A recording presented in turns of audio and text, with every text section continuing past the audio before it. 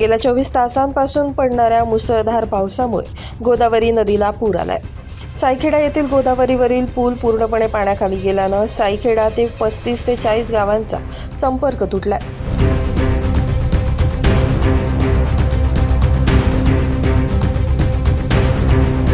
गंगानगर या रहिवासी भागात घरांमध्ये पाणी शिरलंय।